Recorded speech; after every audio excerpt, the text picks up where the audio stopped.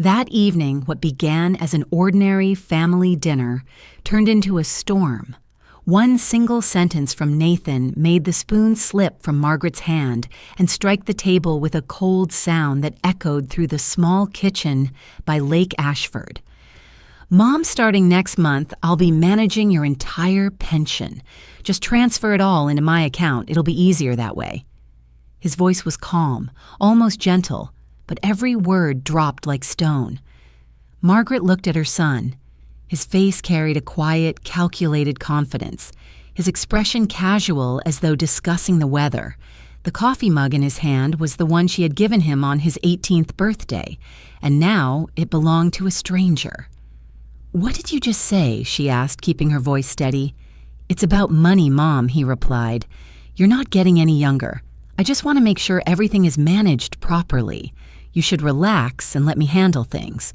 His words sounded caring, but beneath the politeness she could smell possession. Outside the window, wind from the lake stirred the curtains. Margaret forced a small smile. "Thank you, but I can still manage my own finances." "Mom, I work in banking," Nathan said. "I know how to invest. Let me help you. The money will grow. You don't need to worry." She met his gaze. "You think I'm not capable of handling my own money?" "That's not what I mean," he replied smoothly. "I just don't want anyone to take advantage of you." She chuckled softly. "You're right, there are a lot of dishonest people these days." Nathan leaned back in his chair, full of self-assurance. "You just need to sign a few papers, Mom. I'll take care of everything else." Margaret said nothing. His tone, his look too familiar. It was the same dismissive tone she had once endured from the academic boards who underestimated her. Now it came from her own son, the boy she had raised. He stood bent down and kissed her on the forehead, a cold, performative gesture. "I'm doing this for your own good. You know you can trust me." Then he left, leaving behind the faint smell of coffee and a heavy silence. Margaret sat still, listening to the door close, the wind whistling through the window frame. She knew there was no affection left in that voice, only power. As his shadow faded from the yard, she rose slowly. The dinner table held 2 untouched bowls. On the wall, Nathan's childhood paintings had faded. She wondered if she had somehow raised the greed that now stared her in the face. No tears, no anger, just one clear thought. If my son wants control, I'll let him believe he has it. That night, she opened her laptop and logged into her bank account. The familiar numbers appeared: her pension, her late husband's insurance, and one hidden investment fund linked to a research grant no one knew about. In the corner of the screen, a small line read, "Star Lake Research Grant, authorized by Margaret Ellis." No one, not even Nathan, knew that over the years she had quietly transferred parts of her wealth to a private account in Switzerland. Closing the laptop, she stepped out onto the porch. The lake wind carried a chill through the night air. The surface of the water was still, but beneath it, unseen currents stirred just like the ones inside her. Nathan didn't just want her money. He wanted to control her entire life.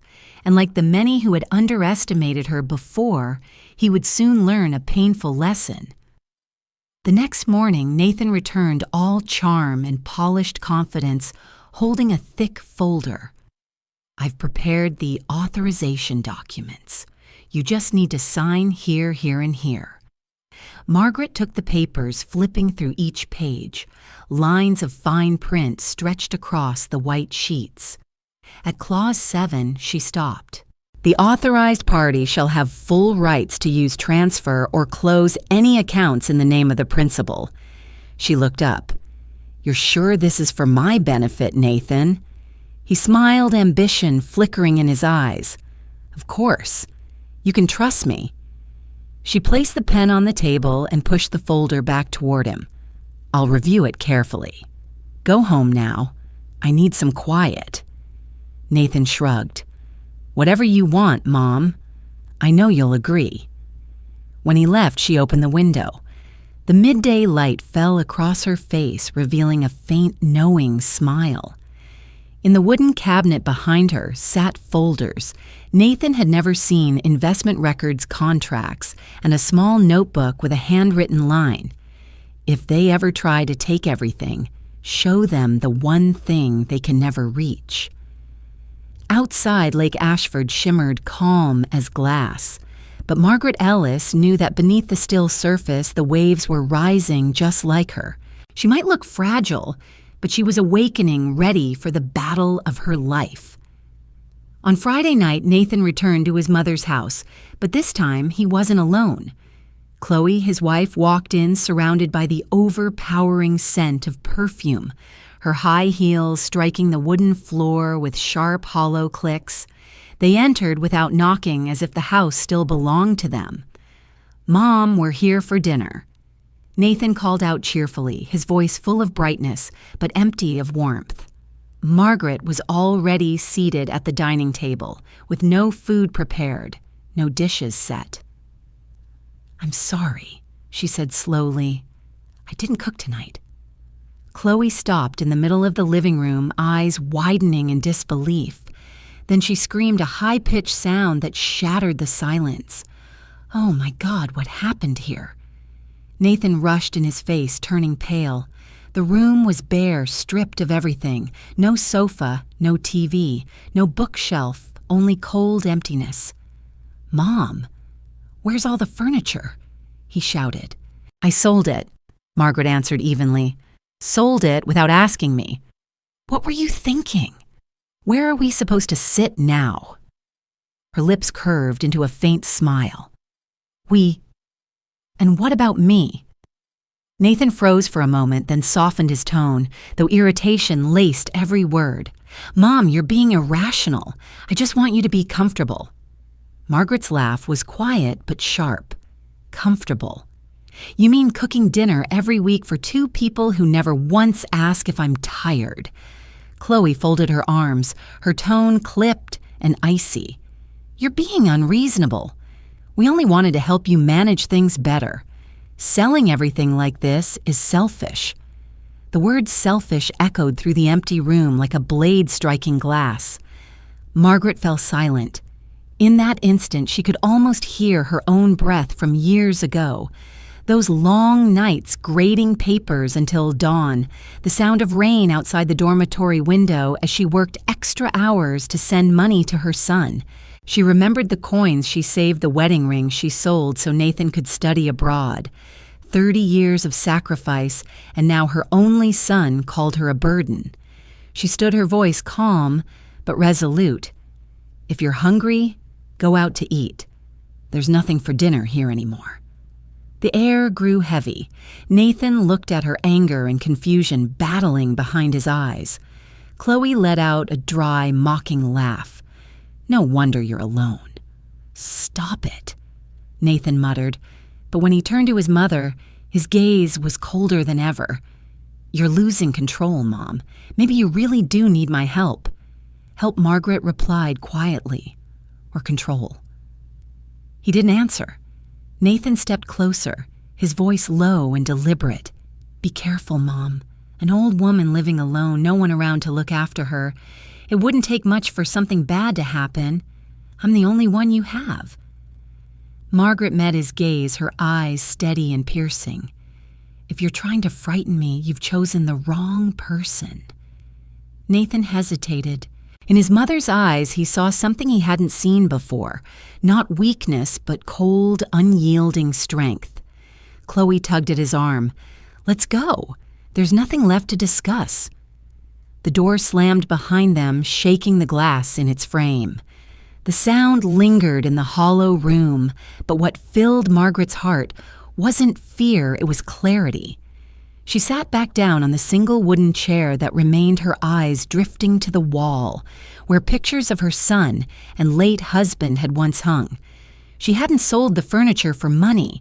She'd sold it to test him, to see how much of Nathan was still the boy who once held her hand in the rain, and how much was the man now ruled by greed.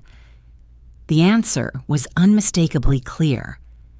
That night, wind from the lake stirred the curtains. Margaret made herself a cup of tea, her hands steady, her gaze distant.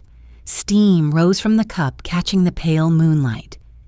"You want to control everything," she whispered, "but you don't know I'm already one step ahead." She opened a drawer and pulled out an old leather-bound notebook. The pages were filled with notes, numbers, and a bold, handwritten line. The Ashford Plan. Phase 1, Observation. Phase 2, Retaliation. Margaret picked up her pen and wrote a few new words beneath it. Phase 3, End the Game. She closed the notebook and placed it beside her steaming tea. Moonlight fell across the table, revealing the faint, determined smile at her lips. Her face no longer held the softness of a kind mother, but the calm resolve of a woman preparing for battle. Outside, Lake Ashford lay silent and silver under the moon, but Margaret Ellis knew that beneath its still surface, the current was already shifting. And once it rose, nothing and no one would be able to stop it. The next morning, a soft sunlight spread across the still surface of Lake Ashford. In the kitchen, Margaret sat beside a cup of cold tea, her mind echoing her son's words from the night before, "I'm the only one you have." It had sounded like concern, but underneath was a threat. She looked around the empty house, the pale walls standing as silent witnesses. On the table, the leather notebook lay open. Phase 2, Retaliation. She added a small line beneath it. "Do not be afraid. Remember, he's no longer the boy you raised." The doorbell rang. It was Martha Campbell, her silver-haired neighbor and longtime friend, holding a basket of freshly baked pastries. "I heard some noise last night," Martha said, her tone curious. "Everything all right?" Margaret managed a faint smile. "It's fine, just some family matters." Martha pulled out a chair and sat down. "I know that look. Something serious happened. Tell me." Margaret hesitated, then told her everything: how Nathan wanted control of her finances, how he grew angry seeing the empty house, how he called her selfish. Martha listened quietly, then nodded slowly. "You know, I used to work as an accountant for a law firm. This isn't just a family disagreement. It's financial abuse." Margaret froze. "Financial abuse by my own son." "Yes," Martha replied. "You need protection. I know a lawyer, Daniel Reyes. If you're willing, I'll call him." That afternoon, Martha took her to meet Daniel at a small office near town. He was in his 30s, with a calm face and steady eyes. He invited them to sit, listening carefully as Margaret explained everything. When she finished, he said, "You're not overreacting. If your son has withdrawn funds or opened accounts in your name, that's fraud." Margaret lowered her head. "I just want to understand what I'm facing." Daniel nodded. "First, you need to protect yourself. Change your passwords, reset your PINs, stop all shared access. And whatever you do, don't confront him yet. Let him believe you still trust him." On the drive home, Martha was silent for a while before saying, "Sometimes silence is the strongest answer." Margaret looked out the window at the maple trees shedding their red leaves. Silence. "I've been silent for too long, Martha." Then this time, Martha said gently, "Be silent to prepare." That night, Margaret sat at her desk, opened her laptop, and checked her accounts. Everything looked normal at first glance, but as she reviewed older transactions, one caught her eye: a cash withdrawal of $1,200 from 3 months ago at a branch she had never visited. A chill ran down her spine. She remembered that day. Nathan had stopped by, and when she came out of the bathroom, her wallet had been moved. She shut her laptop, her pulse quickening. Everything Daniel had said was becoming real. Nathan didn't just want control, he had already started taking it. The next morning, Martha came by early with coffee. Margaret told her what she had found. Martha frowned. "We'll need a detailed statement." Don't tell him. I'll call Daniel. He'll help." Together, they went to Ashford Central Bank. The clerk checked the records, then paused. "There was a withdrawal at the North Branch using your card," she said. "But I've never been there." Margaret replied, her voice tightening. "Then you'll need to file a verification form. It may be a case of impersonation." As she signed the document, Margaret's hand trembled slightly, not from fear, but from the pain of realization. The person who had forged her name wasn't a stranger. It was her son. That afternoon, she sat on the porch watching the golden light ripple across the lake. The wind brushed through her silver hair, carrying the scent of burning maple leaves. Nathan had once been her pride, the reason she had worked through sleepless nights, the reason she had sold her wedding ring to pay for his education. And now he had taken the last thing she had left her trust. The phone rang. It was Martha. "Daniel says he can file for a temporary asset protection order. If Nathan tries to withdraw money again, the bank will block it." Margaret closed her eyes and exhaled slowly. "Thank you, Martha. From now on, things will change." That night, she reopened her notebook. Phase 2. Gather evidence. Beneath it, she wrote another line. "Do not waver. Every wound is a sign of awakening." The moonlight reflected off the page as she closed the book and set down her pen. Outside, Lake Ashford lay calm and silver, but within her the storm had already begun to rise. On Monday morning, a thin mist still hovered above Lake Ashford as Margaret slipped on her wool cardigan and stepped outside. She went to the post office carrying a sealed envelope addressed to attorney Daniel Reyes. Inside were copies of bank statements, receipts, and her handwritten notes. Every number was a blade cut from betrayal. When the clerk stamped the envelope, she felt lighter, as though she had just set down a piece of her past. On her way home, she stopped by the small grocery at the corner. Mr. Dean, the shopkeeper, smiled kindly. "Haven't seen you in a while, Professor Ellis. Everything all right?" Margaret nodded. "Just fine. I only need some tea and a little peace." As she left the door, chime jingled behind her. At 61, she no longer feared loneliness. What she feared was being turned into a puppet by the person she had loved most. When she arrived home, another envelope was waiting, this one from the bank. It stated clearly a cash withdrawal of $1,200 did not match her signature. The case was under investigation. Margaret looked at the paper, a chill running through her veins, but her mind felt sharp and clear. She knew the game had truly begun. That afternoon, Martha came by. "Daniel called," she said. "He needs your credit card statements and a copy of your signature samples to complete the file." Margaret nodded. "I'll get them right away." They sat at the kitchen table, spreading papers across the surface. Martha carefully arranged each document, while Margaret marked sections with a red pen. Outside, the wind swept through the maple trees, scattering crimson leaves like silent witnesses to a mother's private war. Later that evening, the phone rang. It was Nathan. His voice was sugar-coated. "Mom, I'm free this week. I'll stop by to check your accounts and maybe invest for you." "Are you free tomorrow?" Margaret replied quietly, "I'm busy tomorrow." "Busy with what? You're not going anywhere. Something personal." "It doesn't concern you." There was a sharp breath on the other end. "Mom, don't let anyone fill your head. I just want to help. You don't want things to get awkward, do you?" "Awkwardness only happens when people do the wrong thing," she said softly. "What's that supposed to mean?" "Nothing at all." "Good night, Nathan." She hung up before he could answer. Her heart no longer trembled. What she felt now was a cold, steady calm. That night, she opened an old drawer that held her late husband's files. He had been a financial engineer, leaving behind piles of documents she had never touched. As she turned through the worn pages, she found an account under her name, a research fund worth nearly $60,000. Margaret smiled faintly. If Nathan thought his mother was poor, he could go on believing it. The next morning, Margaret met with Daniel, who was organizing a stack of folders. "Good news," he said.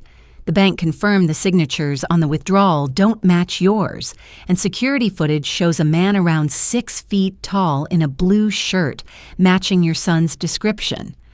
Margaret inhaled deeply. "So it's clear now." "We don't need to file charges yet," Daniel advised. "For now, focus on protecting your assets. Open a new account, change your PINs, keep your address private." "That's legal?" she asked. "Completely," he replied. "And if he tries to interfere again, it'll give us more evidence." That afternoon, Margaret stopped by a small branch on the south side of town and opened a new account under the name Ashford Foundation.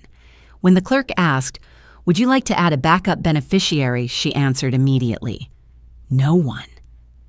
As she left the counter, she felt something she hadn't in years, a strange, liberating lightness, as if she had reclaimed her own breath.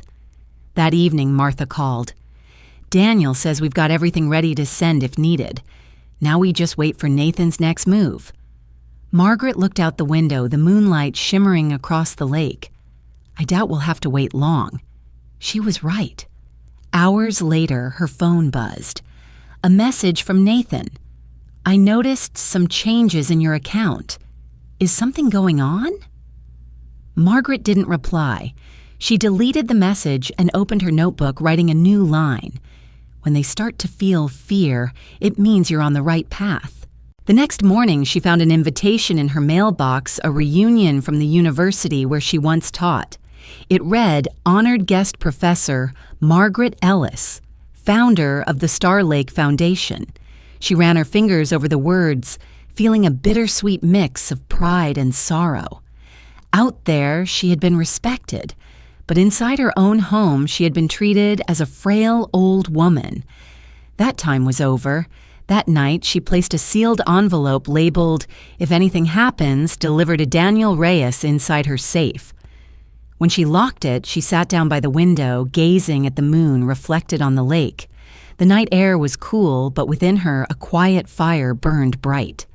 For the first time in years, Margaret Ellis felt she had taken control not over others, but over her own life. On Thursday afternoon, while Margaret was watering the flowers on her porch, the phone rang.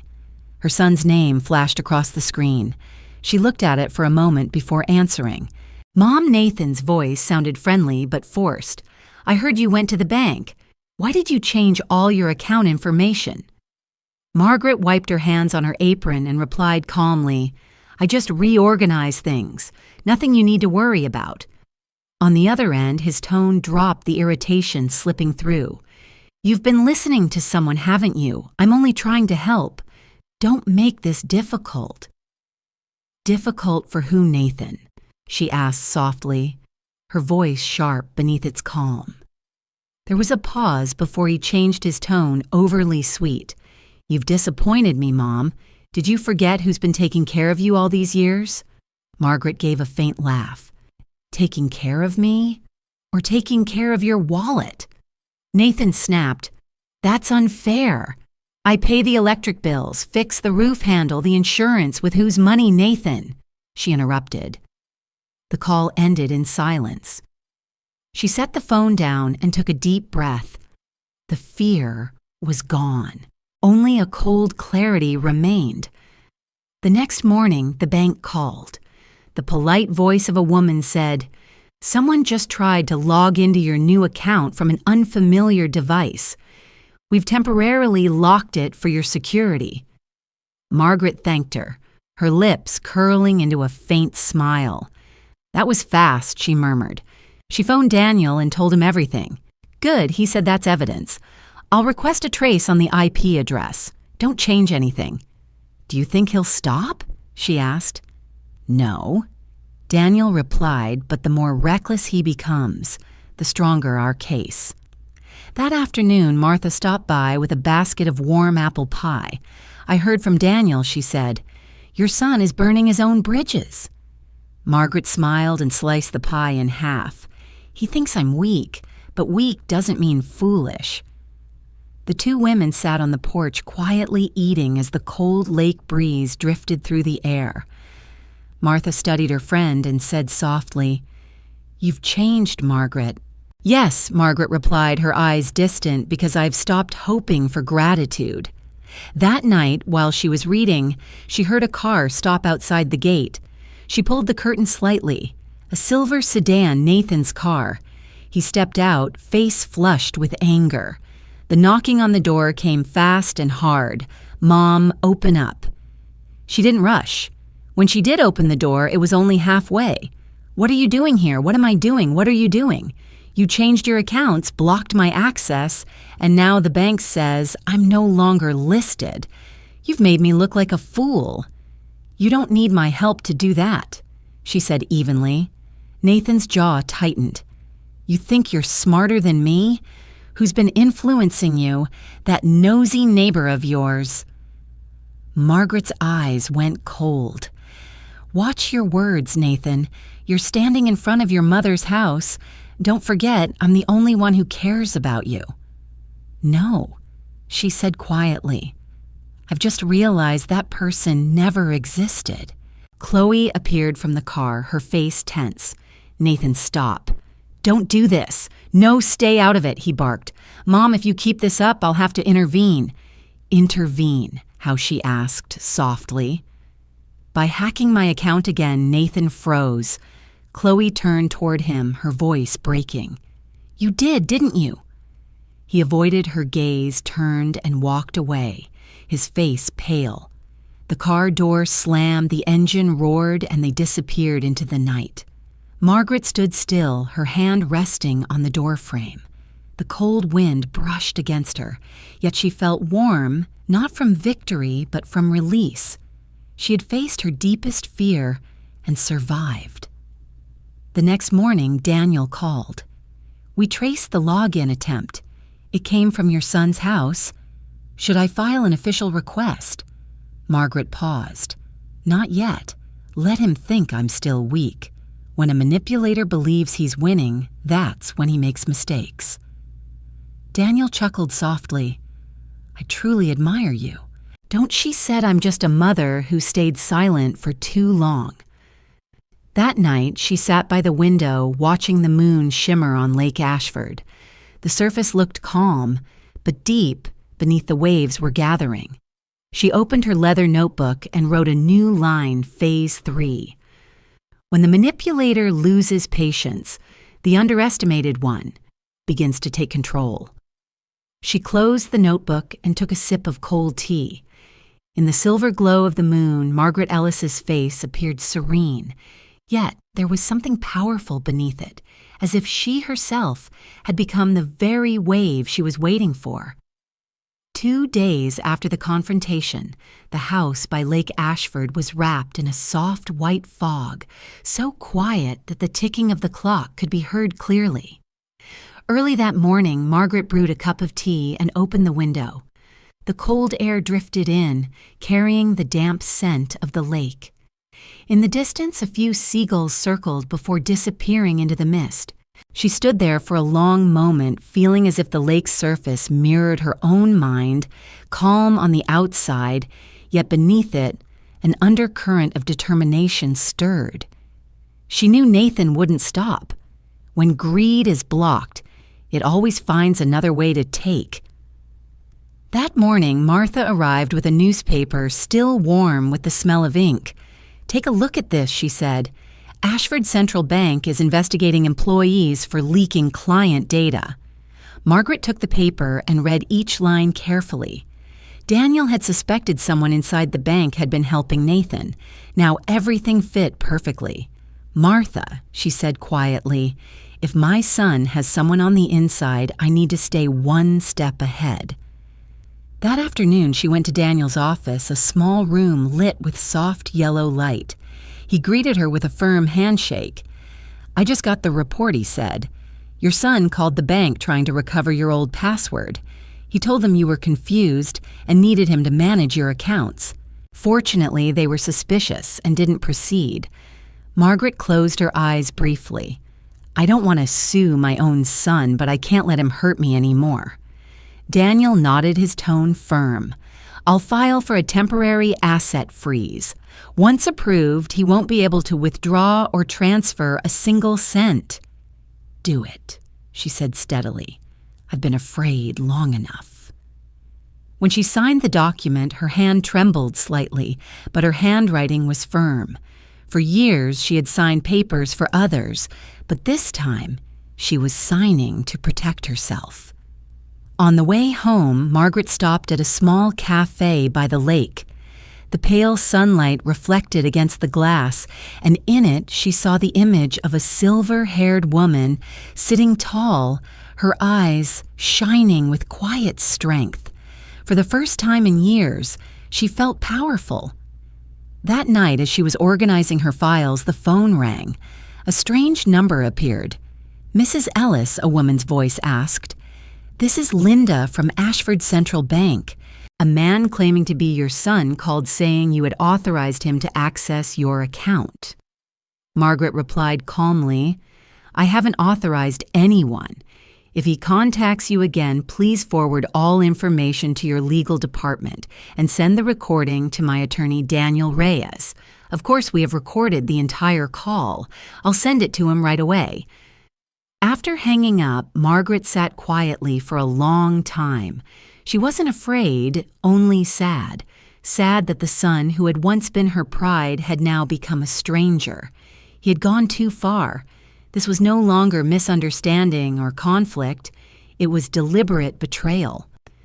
That night, Martha stopped by with a warm apple pie and a knitted blanket. "Are you all right?" she asked. Margaret smiled faintly. "I am. Just tired of staying alert." "You're not alone," Martha said, placing a hand on her shoulder. "Daniel and I are with you." Margaret nodded gently. "I know. But some battles must be faced alone so we remember who we are." The next morning, Daniel called. "Good news," he said. "The court approved the asset freeze. Your son can't touch any of your accounts for now." "Thank you, Daniel," Margaret whispered. "But I doubt he'll stop." "I agree," he said. "Be careful. Every step he takes now can become evidence." That afternoon, she returned home. On the porch, a white envelope lay alone. No return address. Inside was a single sheet of paper with the words, "Stop now if you don't want to regret it." Margaret looked at it for a long time, then let out a soft laugh. "My son, did you forget that I've lived through threats like this and never once bowed?" She took a photo of the note and sent it to Daniel. A few minutes later, he replied, "Keep it as evidence. Don't respond. He's afraid." Margaret tucked the note into her journal and wrote a new line. "When the weak begin to threaten it, means they are already trembling." As night fell, the moon shimmered across Lake Ashford. She sat by the window, a cup of tea in her hand, feeling an extraordinary calm. Outside, the lake rippled gently, like the slow breath of the earth itself. "You can take my money, my son," she whispered, "but you will never take back the power I have reclaimed." On Wednesday morning, exactly 1 week after the asset freeze had been issued, Margaret received a call from Daniel. "Mrs. Ellis," he said urgently, "the bank just detected 2 more unauthorized login attempts. This time they came from a different IP address, possibly someone your son knows." Margaret replied quietly, "I expected that. He won't stop. The more reckless he becomes, the easier it will be to prove intent to defraud." Daniel said, "Stay calm and don't change anything." She hung up and looked out the window. The sky over Ashford was heavy and gray-red maple leaves swirling in the wind. Everything seemed still like the surface of the lake, but beneath it a storm was gathering.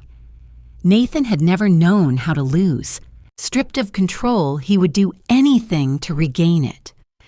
That afternoon, the phone rang again. "Mom, what are you doing? Are you suing me?"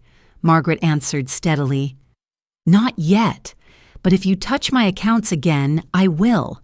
You've gone crazy. I'm only trying to help you." "Help?" she asked softly. By forging my signature and taking my money? Silence. Then Nathan's voice dropped cold and sharp. If you don't trust me, you'll regret it.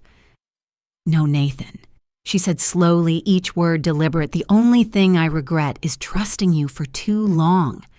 She set the phone down. The fear was gone. What remained was pure, unshakable clarity, the kind that comes only after every illusion has died. Later that afternoon, Martha came by. He called again, didn't he? Margaret nodded. I'm not angry anymore. I just feel empty. You're doing the right thing, Martha said softly. The more he loses control, the stronger you become. The next day, Daniel called her to his office. He placed a thick folder on the table. The bank has completed its investigation. 3 withdrawals over the past 2 years weren't made by you. We now have enough evidence to file charges of financial fraud. Margaret went quiet. I never thought I'd live to sue my own son. What you're doing isn't revenge. Daniel said it's protecting your dignity. She nodded slowly. If that's the only way for him to learn boundaries, then do it. The sound of her pen signing the paper was soft like a door closing on the past. When Margaret arrived home, the rain had begun to fall. On the doorstep lay a plain white envelope with no name. Inside, a single sentence scrawled in angry handwriting, "You're destroying this family.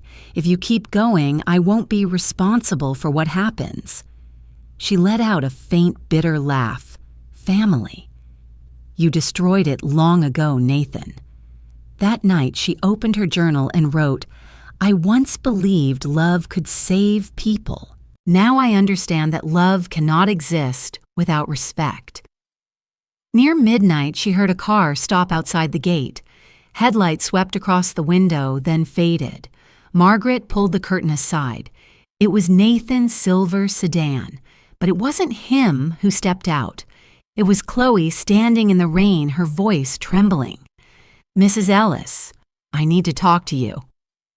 Margaret opened the door. Chloe stood there, soaked to the bone, dark circles under her eyes. Nathan isn't well, she said. He said he'll do whatever it takes to make you drop the case.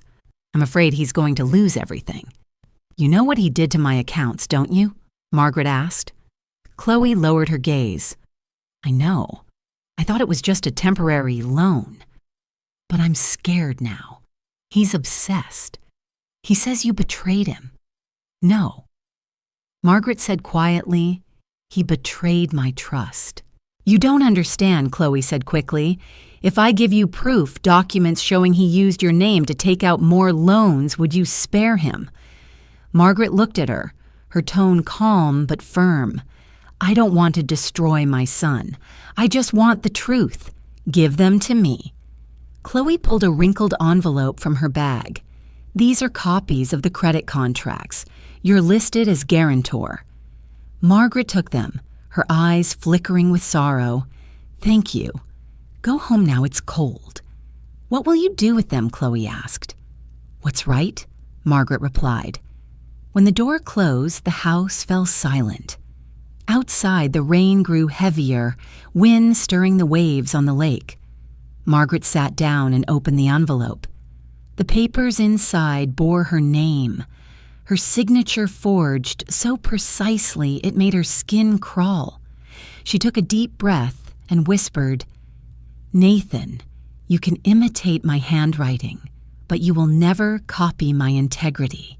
She opened her journal and wrote one final line. When the truth is revealed, I will no longer need to speak. My son will see for himself who truly lost everything.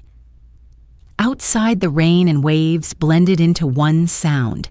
In the soft glow of the lamp, Margaret Ellis's face was calm and unyielding. The storm was coming, and this time she was ready. The next morning, the sky over Ashford was pale gray mist rolling thick across the lake. Margaret sat at the dining table, a cold cup of tea before her, and the envelope containing the forged loan contract Chloe had given her the night before. Every line of text felt like a blade cutting into her heart, but she didn't cry. Her tears had long since dried. What remained was a calm, steely resolve, the kind found in those who have nothing left to lose. At exactly 8 o'clock, she called Daniel. "I have more evidence," she said, "a forged credit agreement signed in my name." Daniel replied quickly, "Keep the envelope sealed. I'll come by today before your son has a chance to destroy it." "You think he would?" she asked quietly. "A desperate man can do anything." "Keep your doors locked and don't stay alone at night," he warned. Margaret hung up a faint, ironic smile touching her lips. At 61, she had once feared the dark, the wind and the solitude of an empty house. Now the only thing she feared was silence. The silence of years spent being underestimated, stripped of her dignity. Piece by piece. Near noon, there was a knock at the door. Daniel stood there, his coat damp with mist. He took the envelope with gloved hands. "I'll deliver this directly to the investigation unit," he said. "After this step, the case will become public." Margaret nodded. "I'm ready." "Are you worried about how your son will react?" he asked. "No," she replied slowly. "He's already lost the power to frighten me." When Daniel left, the house grew quiet again. Margaret walked to the window and looked out at Lake Ashford shimmering under a pale sun. "Let the light do its work," she whispered. That afternoon, Martha came by her face uneasy. "Have you seen the news? The police are investigating a case of identity fraud at the bank. They say it might be connected to you." Margaret nodded calmly. "I reported it." "Good heavens, you actually did it." "Yes," she said evenly, not for money, but for the truth. They sat together on the porch, listening to the wind rustle through the trees. Martha squeezed her hand, her eyes filled with admiration. "I've never seen you this strong." "Maybe because I was weak for far too long," Margaret replied. As dusk settled, the phone rang. It was Chloe. "Mrs. Ellis," her voice trembled. "I've left the house.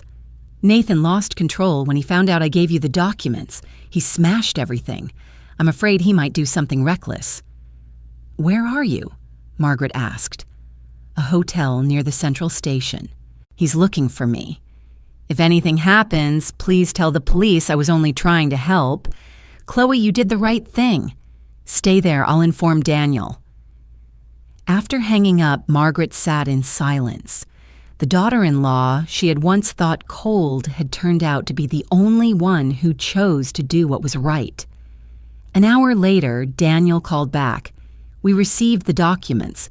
The court just issued an order to temporarily freeze Nathan's assets during the investigation." Margaret paused.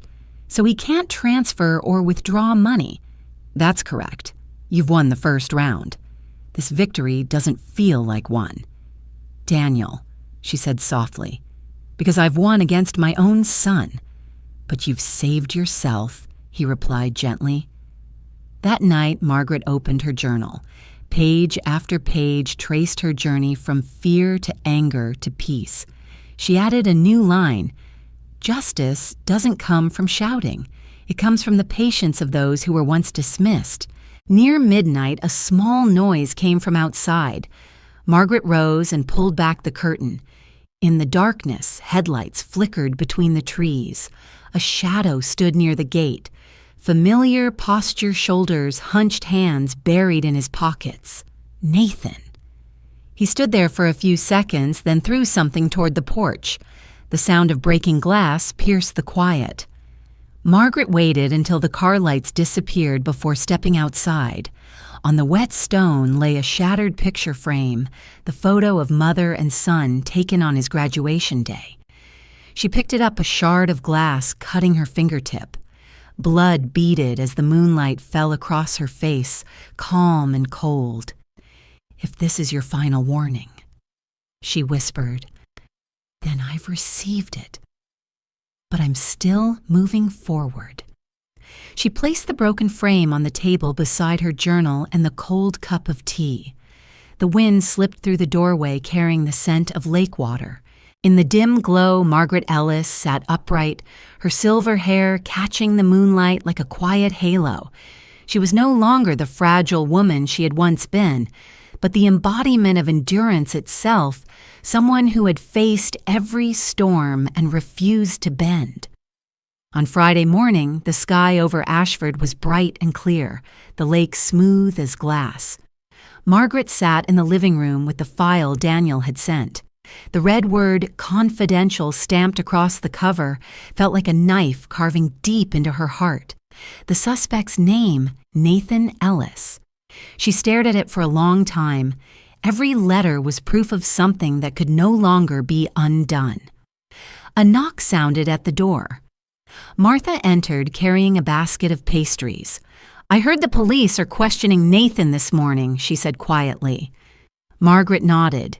"Yes, Daniel just told me. They already have enough evidence. Are you going to go?"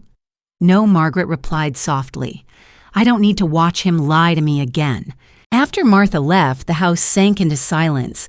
Margaret made herself a cup of coffee and turned on the radio. The announcer's voice came through. "The investigation into identity fraud at Ashford Central Bank continues to expand." She didn't listen to the rest. It was enough to know that the truth had finally spoken. Around noon, Daniel called. "Mrs. Ellis, the police have finished taking his statement. Your son denied everything but the signatures and the documents Chloe provided match perfectly. They're considering criminal charges." Margaret paused. "Do you think he'll be arrested?" "Most likely," Daniel said. "But if he cooperates, they might be lenient." She sighed quietly. "I don't want him in prison, Daniel. I just want him to understand that consequences are real." Sometimes, he said gently, lessons have to be paid for. That afternoon, Margaret went out to buy groceries. When she returned, she found an envelope taped to the door. Inside were words scrawled in an uneven hand. "You've won, Mom. I hope you're happy now that I've lost everything." There was no signature, but she recognized Nathan's handwriting immediately. She didn't feel anger or fear, only a cold emptiness spreading through her chest. That night, she opened a drawer and took out an old photograph of Nathan as a boy. His bright eyes and innocent smile made her heart ache. "If only you had stayed that little boy," she whispered, "I would have been proud forever." At 10 o'clock, the phone rang. It was Chloe. "Mrs. Ellis," she said, her voice trembling. "The police arrested Nathan. He didn't resist. He only asked if you were happy." "Happy?" Margaret gave a faint, sad smile. "No, just relieved that justice still exists." "I'm sorry," Chloe said through tears. "I know it's too late, but I want you to know I only wanted to do what was right." "I understand," Margaret replied softly, "and I believe you." After the call, she sat alone in the dark. The wind drifted through the window, carrying the faint scent of lake water. The truth, she thought, doesn't always save people, but it still deserves to be spoken. The next morning, Daniel arrived, placing a new file on the table. The police confirmed Nathan confessed. They found copies of the documents and your account login history on his computer. Margaret asked quietly, "Did he say why he said he wanted to take back what he deserved, that you owed him for sacrificing so much for him?" "The same old excuse," Daniel said with a sigh. Margaret gave a tired smile. "So he truly believes that. The court will ask if you want to proceed with criminal charges or settle this civilly." Daniel continued.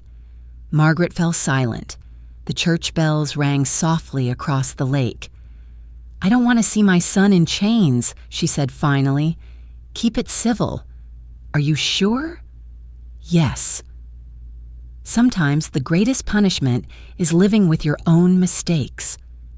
That afternoon, she walked to the lake. The water was clear, the breeze gentle. She opened the letter Nathan had written, looked at it one last time, then let it go. The paper curled and slowly sank beneath the surface. "My son," she whispered. "I hope you learn how to stand when there's no one left to blame." When she returned home, the soft gold of sunset filled the room. The mementos, the diploma, the photo frames, the old letters were still there, but they no longer weighed her down. They were simply traces of a journey, reminders of a mother who had learned to let go in order to save herself. That night, she wrote in her journal, "I cannot save my son from his own darkness, but I have saved what's left of myself, my self-respect, and my faith that justice still matters."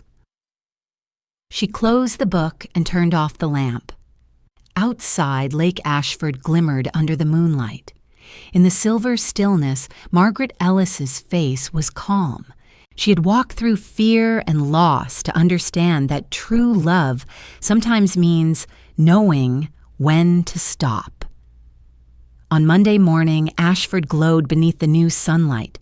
The wind carried the scent of wildflowers from the hillside into the open window. Margaret woke after a long night, and for the first time she hadn't dreamed of the past. On the table lay the morning newspaper, "Ashford Woman Exposes Financial Fraud Within Her Family," a wake-up call for victims of abuse and betrayal. The article didn't mention her name, but everyone in town already knew. When Margaret stepped outside, she felt the change in people's gazes. No pity this time, only respect. The grocer smiled warmly. "Good morning, Mrs. Ellis. I read the article today. Truly admirable." Margaret returned a small smile. "I only did what I should have done long ago." Around noon, Daniel called. "Mrs. Ellis, the court has approved the civil settlement. Your son must repay every cent he took along with compensation within 6 months." Margaret paused. "Did he accept?" "Yes," Daniel said. "He signed the papers today at the detention center. The court granted conditional release." "Do you think he feels remorse?" "I think he's more afraid than sorry," Daniel replied. Margaret nodded faintly. Sometimes fear is the beginning of awakening. That afternoon, Martha came by with a bouquet of lavender. "For your home," she said gently, "to bring peace." Margaret placed the flowers in a glass vase and smiled. "Peace is something I once thought I'd never find again. And now you have Martha," said softly. "Everyone in town is talking about you, the mother who dared to break the silence." Margaret looked toward the lake, her voice calm.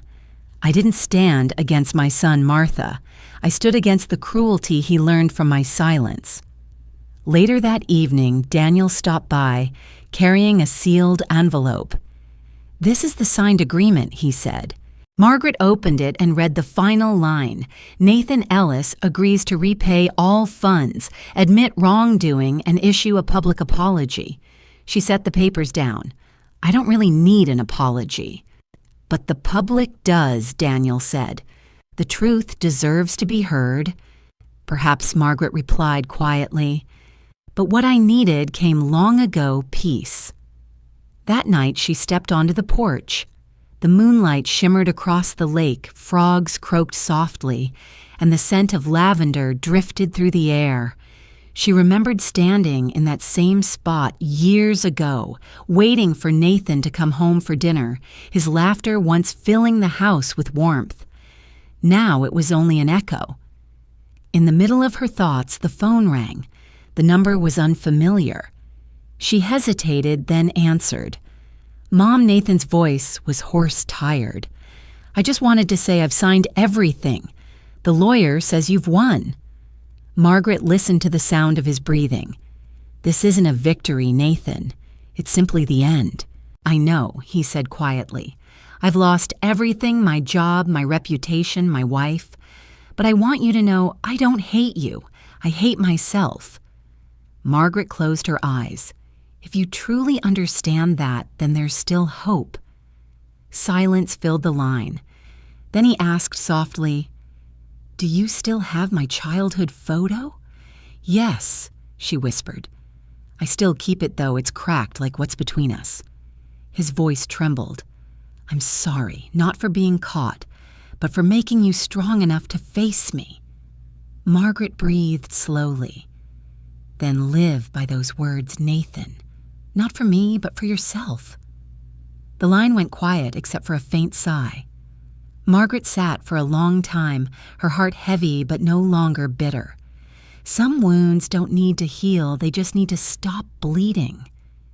The next morning she rose early and wrote in her journal, "Forgiveness doesn't erase guilt, but it frees the one who carries it. Today I choose forgiveness not for anyone else, but for myself."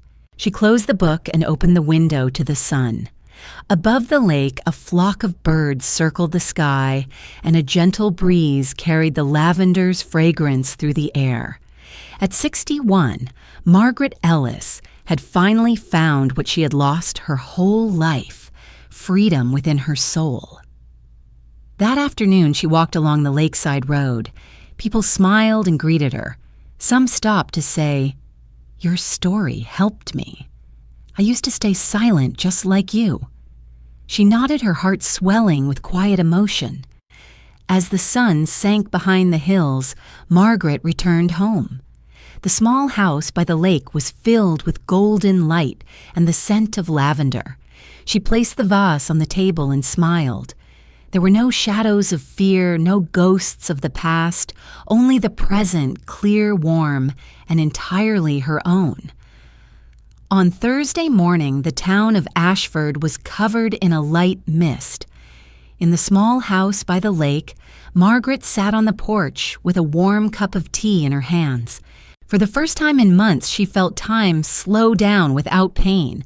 The sound of birds, the gentle wind through the window, everything was peaceful in a way she hadn't known for years.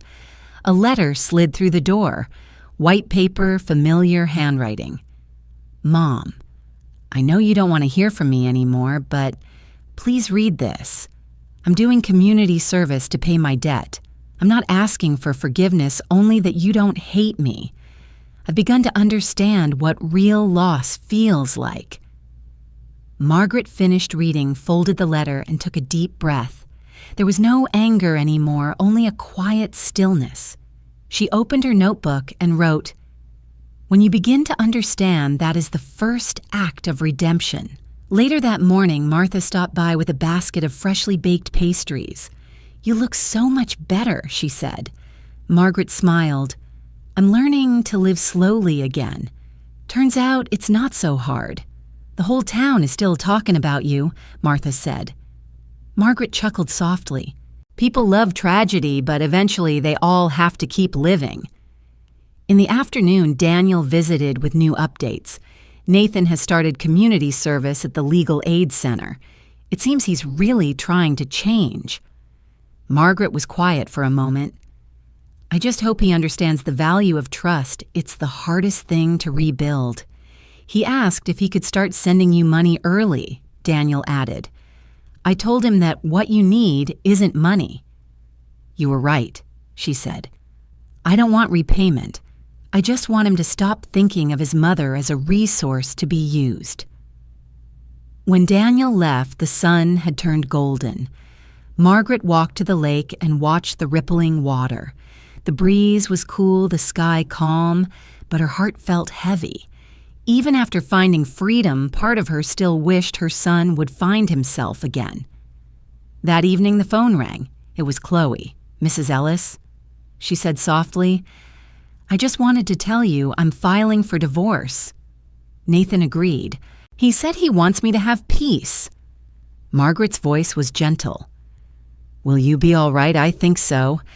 I got a job at a law firm thanks to Daniel's help. I'm going to start over." "You deserve that," Margaret said. "Sometimes you have to leave someone to find yourself again." "He's different now," Chloe said quietly. "Not angry anymore, just sad." "Sadness," Margaret replied, "is the first step toward awakening."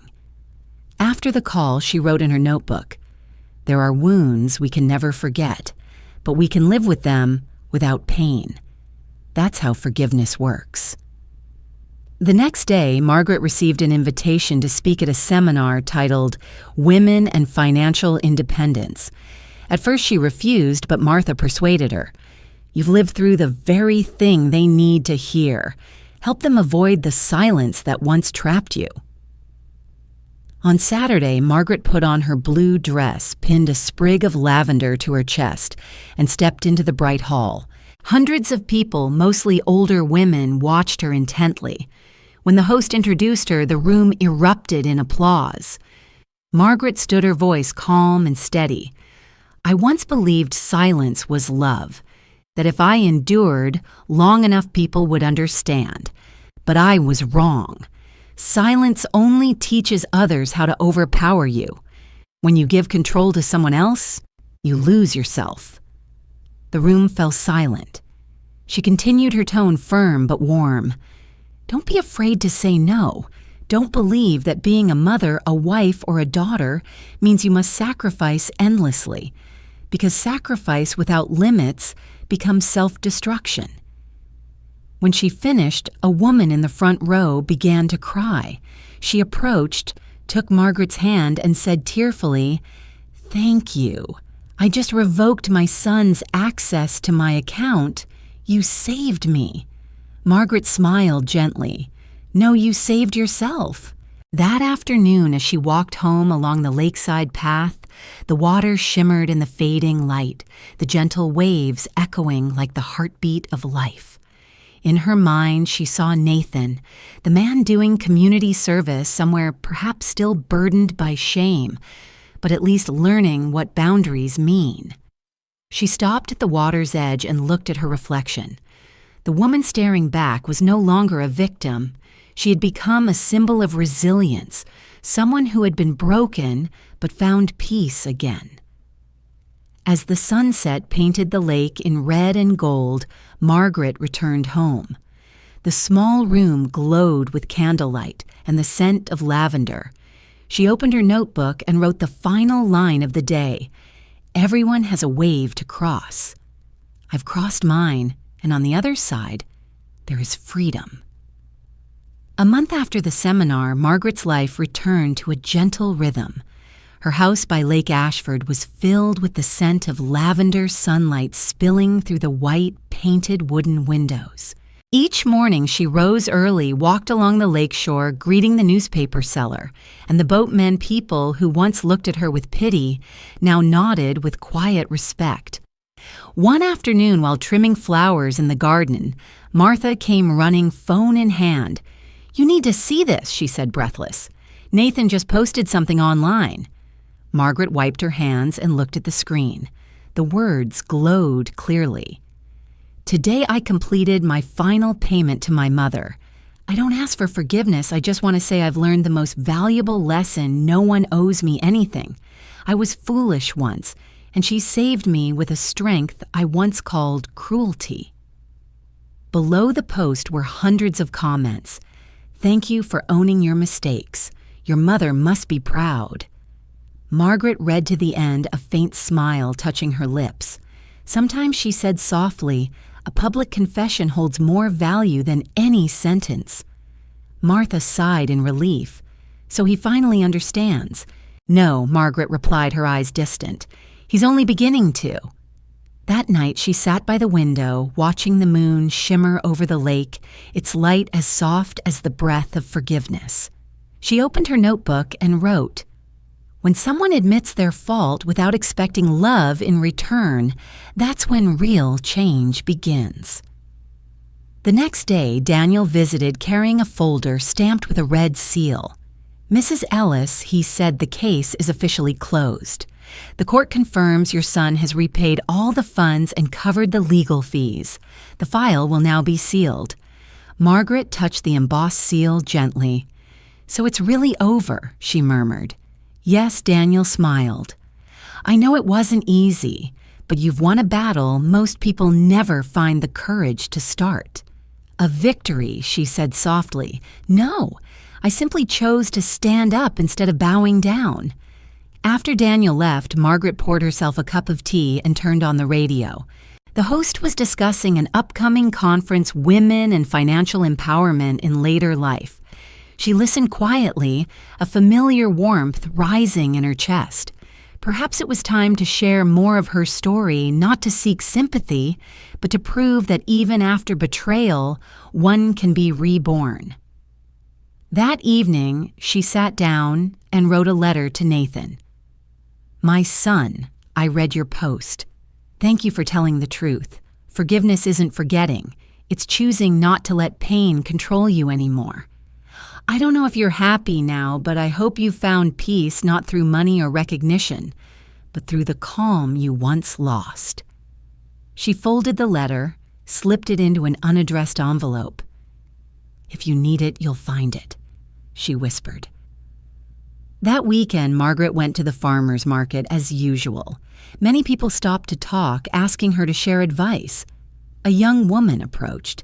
I watched your seminar speech, she said.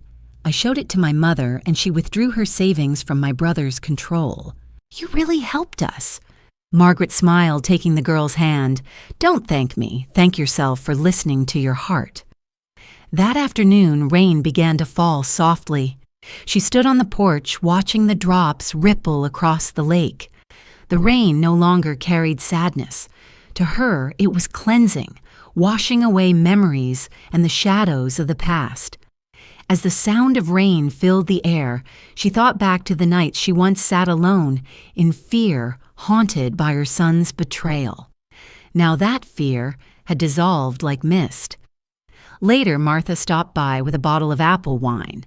Today deserves a toast, she said. Margaret poured 2 glasses and smiled gently.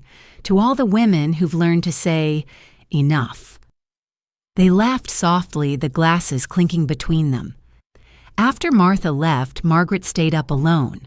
She opened her thick notebook, the chronicle of her stormy months, and turned through its pages short entries, shaky lines written through tears, then fuller ones as confidence returned.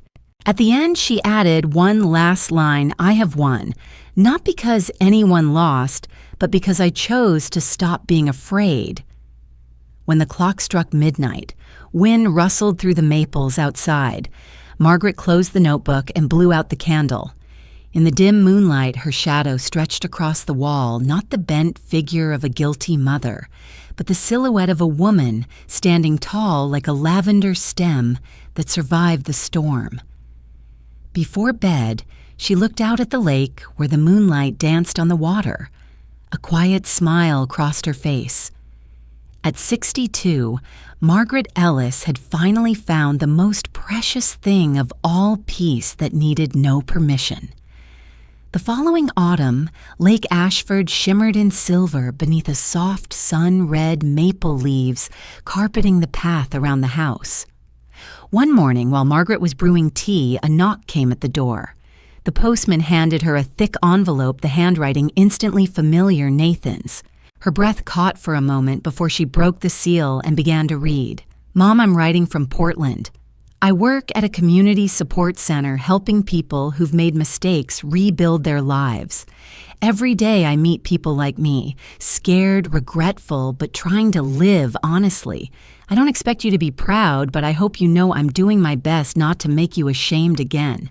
I miss Lake Ashford, the smell of your tea, and the look in your eyes that day, the look that told me you didn't hate me, you just stopped protecting me from myself. If you'll allow it one day, I'd like to come back to the lake. Margaret folded the letter carefully, her hands trembling slightly. There were no tears, only a gentle warmth spreading through her chest. You finally understand, she whispered.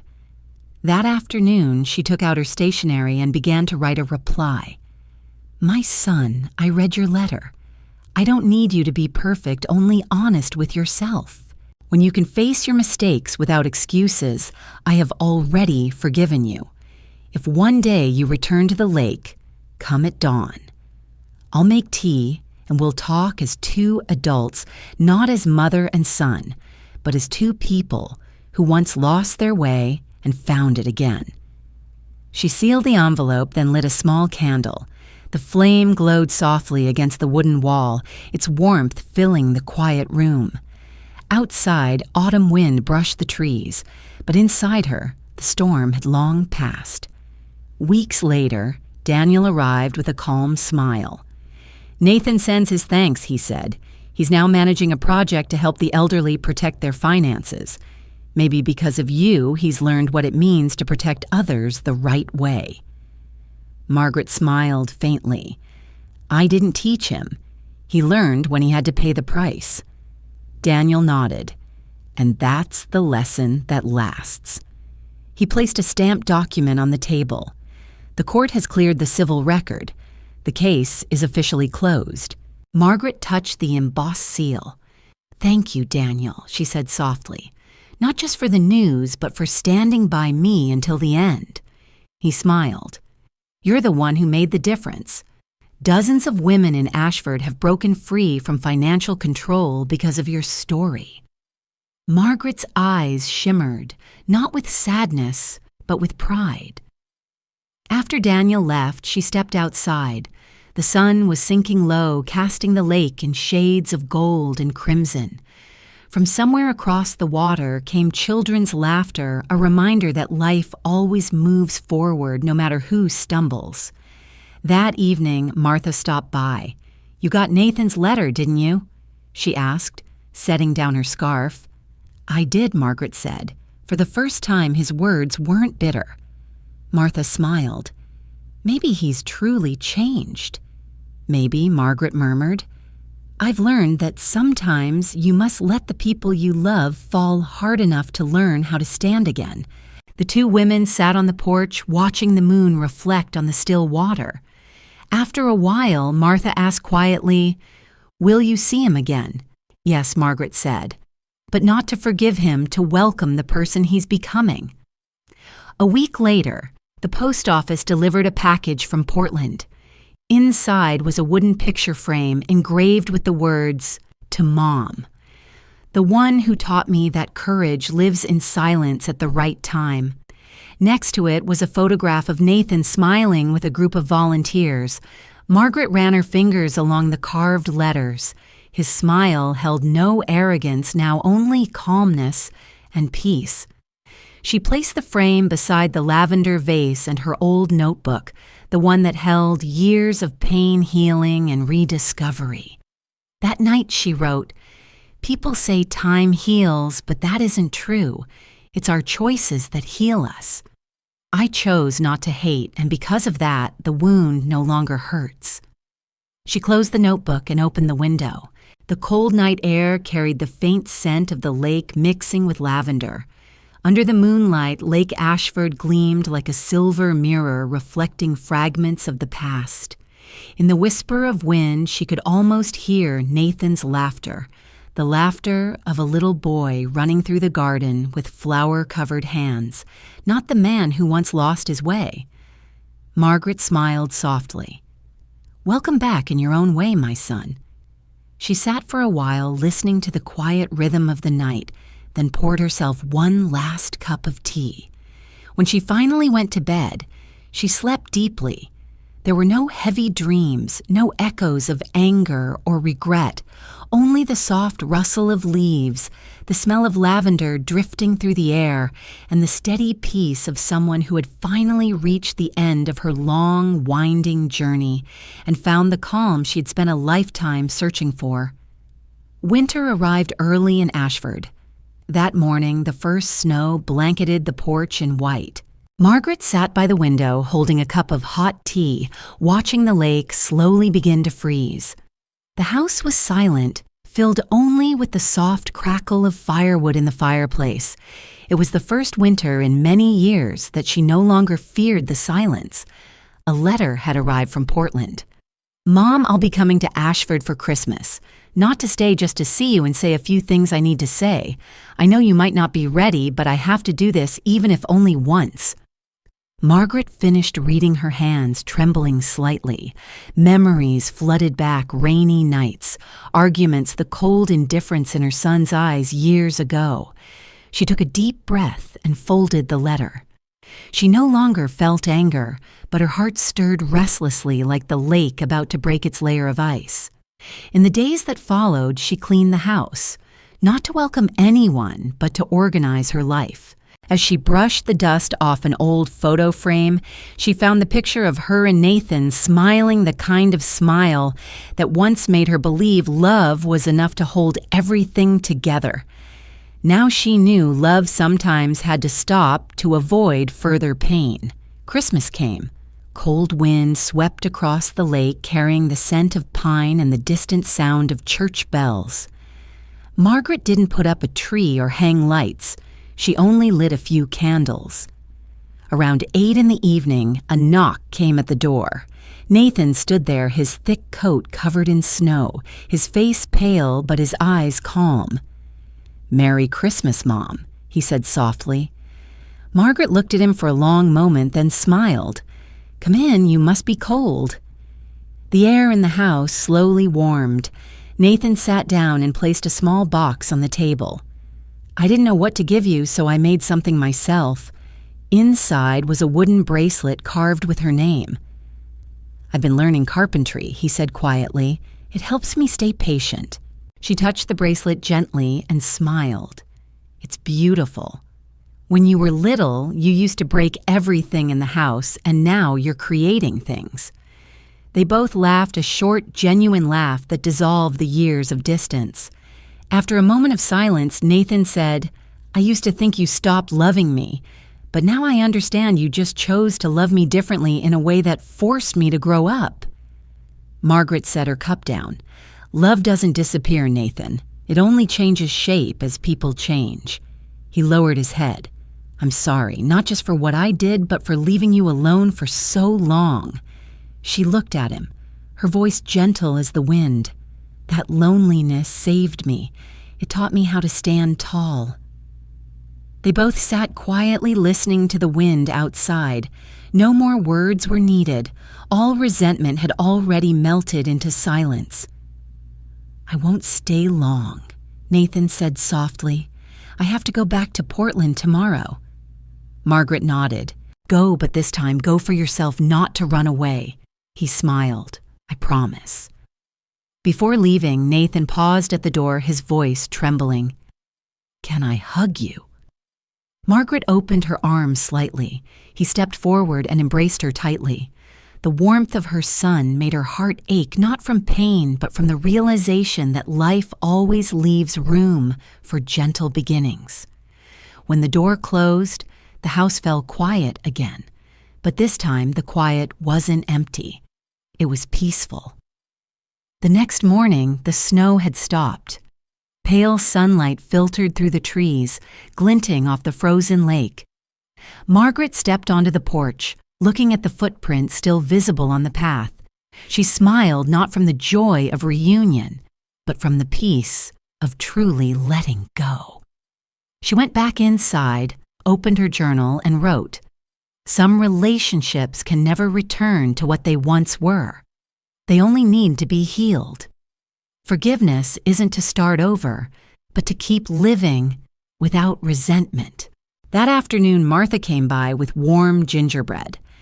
"I saw your son's car last night," she said. "You two met, didn't you?" Margaret nodded. "We didn't talk much, but it was enough. Do you feel lighter now?" "Not exactly lighter." Margaret smiled, but calm. Martha held her hand. "I'm happy for you. Maybe this story will have a happy ending." Margaret shook her head. "It doesn't need a happy ending, only the right one." Later that evening, snow began to fall again. Margaret sat by the window, watching the flakes drift down onto the frozen lake. In the dim light, her face was serene. The story between her and her son wasn't over, but there was no more fear. The space between them was no longer a wound. It had become a place where peace could finally rest. Spring returned to Ashford. The lake had melted, its gentle ripples glimmering beneath the first rays of sunlight. In the small garden, lavender bloomed in soft purple clusters. Margaret sat on the porch, holding her worn notebook, the journal she called her time, learning to stand tall. It had been 3 months since Christmas. Nathan hadn't returned, but he wrote from time to time. Each letter contained only a few short lines, updates about his work, the people he helped, and small projects at the community center. There were no apologies, no pleas for affection, just fragments of a new life quietly taking shape. One morning, while Margaret was picking flowers, the mailman stopped by and handed her a thicker envelope than usual. Mom, today I received my community counseling certification. I've been invited to stay on as a trainer. Maybe for the first time, I feel like I'm doing something that truly matters.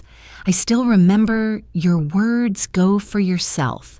I think I'm finally doing that. Margaret smiled and placed the letter on the table. Outside, children's laughter echoed along the lakeshore. She poured tea, took a slow sip, and felt her heart lighten. Every word her son wrote was proof that the past had turned into a lesson, not a wound.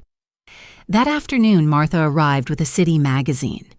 "Look at this," she said, pointing to a page.